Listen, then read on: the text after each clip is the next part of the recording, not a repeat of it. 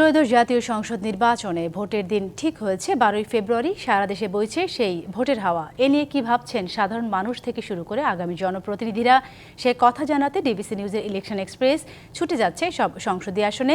এখন আছে সংসদীয় আসন 247 ব্রাহ্মণবাড়িয়া 5-এ। স্বাগত জানাচ্ছি সিএসআরএম ডিবিসি ইলেকশন এক্সপ্রেস। আমার সঙ্গে এই মুহূর্তে যুক্ত আছেন ব্রাহ্মণবাড়িয়া 5 আসনে ইসলামী আন্দোলন বাংলাদেশের যিনি মনোনীত প্রার্থী, তার কাছে জানবো আগামী নির্বাচনে তার ভাবনা বা প্রস্তুতি কি। স্বাগত আপনাকে সিএসআরএম ডিবিসি ইলেকশন এক্সপ্রেসে। শুরুতেই প্রশ্ন রাখতে চাই যে আপনাদের যে হাত পাখার বাতাস, সেই হাত পাখার বাতাসটা কি আসলে সব মানুষের বাড়ি বাড়ি কি পৌঁছে গেছে কিনা? জি আলহামদুলিল্লাহ, ধন্যবাদ। ইনশাল্লাহ আমি হাত পাখা ইসলামী আন্দোলন বাংলাদেশ থেকে মনোনীত হওয়ার পর থেকে নবীনগর একটা সারা জেগেছে, হাত পাখা প্রত্যেক ঘরে ঘরে পৌঁছে গেছে ইনশাল্লাহ।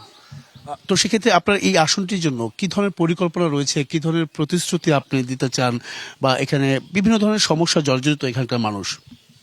জি ধন্যবাদ। আমি অলরেডি ঘোষণা দিয়েছি আমি একটি নতুন নবীনগর গড়ে তুলব ইনশাল্লাহ।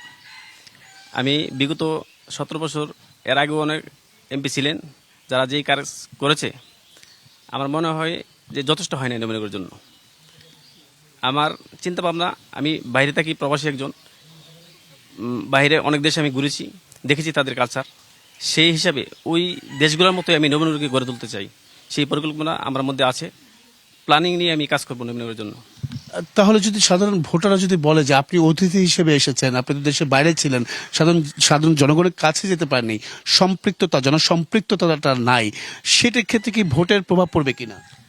জি না, আমি এটা ভুল বলছেন। আমি নবীনগরের মানুষের সম্পৃক্ততা আছে আগে থেকেই। আমি বাইরে থাকি ঠিকই, কিন্তু আমি দেশেই বেশিরভাগ থাকা হয়, বাইরে যাওয়া হয় না বেশি। ওখানে আমার ব্যবসা আছে, আমার ভাই আছে, তারা দেখতেছে। আর নবীনগরের ভোটারের কাছে আমি পৌঁছে গেছি। মানুষ নজরুল ইসলাম নজরুল নামটা ঘরে ঘরে মানুষের প্রত্যেক ভোটারের মুখে মুখে আছে। জামাত আপনারা আলাদা হয়ে গেছেন, এই যে ইসলামী দলের মধ্যে যে ভোটগুলো ছিল সেটা কি আসলে বিভাজন হয়েছে কিনা বা ভাগ হয়ে যাবে কিনা ভোটের মাধ্যমে? জি ধন্যবাদ। আমি যখন সিদ্ধান্ত নেই নির্বাচন করব, তখন কিন্তু আমি জোটের পরিকল্পনা সিদ্ধান্ত নেই। আমি এককভাবে নির্বাচন করব এবং একাই নবীনগর মানুষের কাছে আমি যাব এবং নবীনগর মানুষ আমাকে পছন্দ করবে এবং আমাকে ভোট দিয়ে জয় করবে, সেই চিন্তা করেছি। তবে জোট ভাগ হওয়ার পরে এটা আমার কোনো প্রভাব পড়বে না। সেক্ষেত্রে আপনি ছোট করে যদি একটু বলতেন কি ধরনের উন্নয়ন করতে চান, এই আসনটার জন্য আপনার কি ধরনের পরিকল্পনা রয়েছে? রাস্তাঘাট উন্নয়ন, শিক্ষা খাত, চিকিৎসা সেবা, আরো যে নানা ধরনের সমস্যা জর্জরিত এখানকার মানুষ, কি করতে চান আপনি? জি ধন্যবাদ। সবচেয়ে বড় হয়েছে স্বাস্থ্য খাত।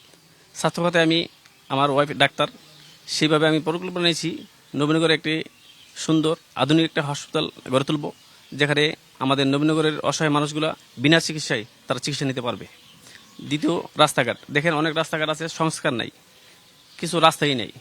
আমি নিজের ব্যক্তিগত টাকা দিয়েও 2-3টা রাস্তা আমি করে দেওয়ার চেষ্টা করেছি এবং সংস্কার করেছি রাস্তায়।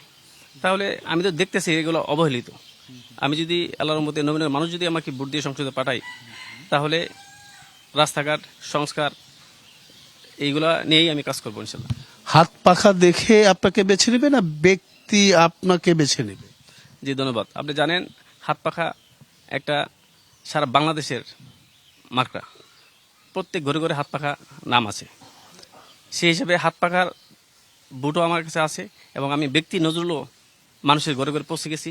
ইনশাল্লাহ সবাই আমাকে ভালোবাসে, নবীনগর মানুষ আমাকে ভোট দিবে এবং হাত পাখাও আমাকে সমর্থন দিবে। সনাতন ধর্মাবলম্বীরা কি বলছেন, আপনি যখন যাচ্ছেন তাদের কাছে কি বলছেন? জি ধন্যবাদ।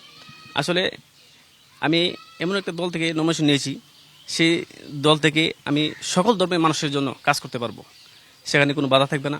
সনাতন ধর্ম বলছে যে নজরুল যদি আসে, যে কোনো মাকড়া নিয়ে আসুক, আমরা তার পাশে থাকবো। অসংখ্য ধন্যবাদ। আমাদের সঙ্গে আপনি এতক্ষণ যুক্ত ছিলেন। পরবর্তী সংবাদ বিকেল 5টায় থাকছে ব্রাহ্মণবাড়িয়া 6 আসন, সেখানে তুলে ধরার চেষ্টা করব বিভিন্ন রাজনৈতিক দলের মনোনীত প্রার্থীরা আগামী নির্বাচনে কি ভাবছেন, কি প্রস্তুতি নিচ্ছেন, সেসব বিষয়। সঙ্গে থাকুন সিএসআরএম ডিবিসি ইলেকশন এক্সপ্রেসের।